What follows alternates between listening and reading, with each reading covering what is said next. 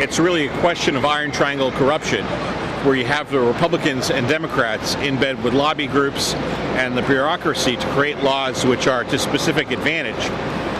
That it's not 99% versus 1%, that really the whole system is corrupt to the point of instability, where the whole system is breaking down.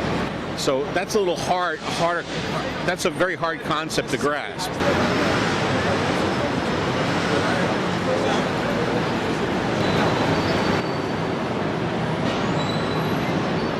We need to break up Citibank. We need to break up these big banks.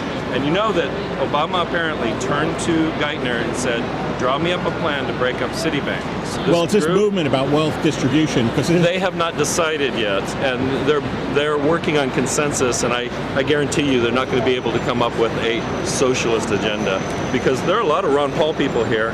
There are a lot of people, a lot of libertarians who are somewhat the opposite. There's a lot of common ground, actually.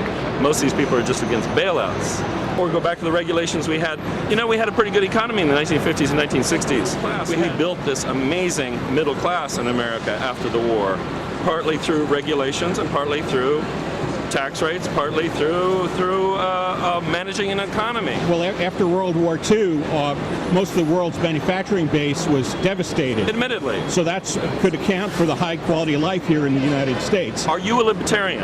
I have no ideologies. I believe in something called comprehensive anticipatory design science. What the hell does that mean? That's a theory put forth by Buckminster Fuller, which talked about the fact that most of our accounting systems are incorrect.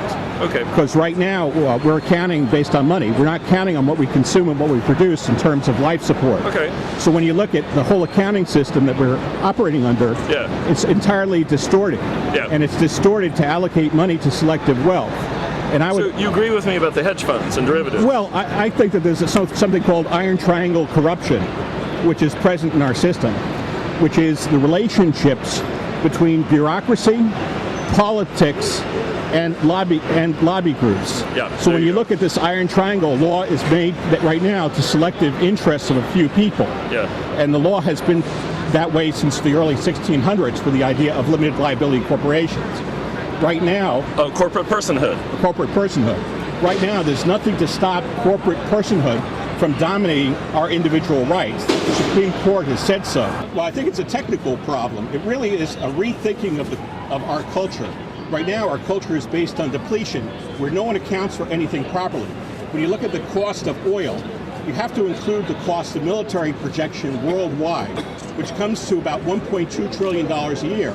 Now, the United States is providing those funds, and it's being a force of empire, which is a stabilizing force for the entire world. It's part of the system.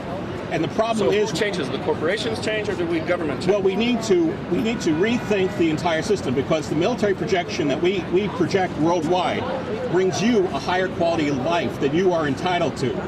And you can't simply take down finance. You have to take down the Republican and Democratic parties. You have to take down the Constitution and rewrite the Constitution in a way which is scientific and which will actually give you solutions at the end of the day. You have a much bigger agenda than I do. Well, that's what American politics is, 999, hope and change.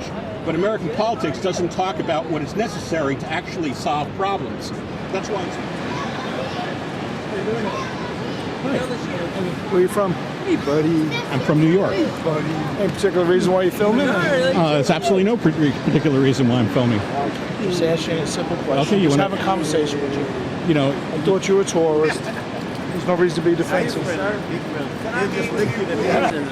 They don't really have the ability to think for themselves. They're like, they have it's amazing. They've manufactured consent to such a huge level that they believe they're doing the right thing, and they think that they're patriots as they go and basically protect the power structure. It's awesome.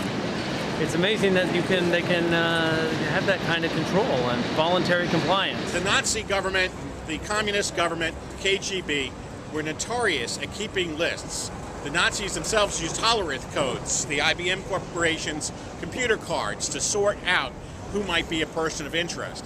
Here in New York, TARU, policemen, a technical unit of the New York City Police, are busy videotaping everyone that might be involved in some sort of dissent.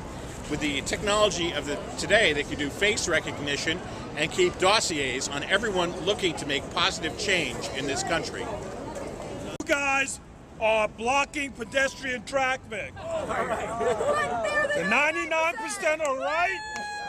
You guys are wrong. We have to clear it so people can walk. All right? 90% okay. You guys are not.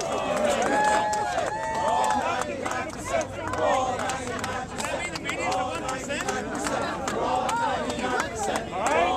You have to clear the walkway so people can walk. 90%ers are okay. Right on.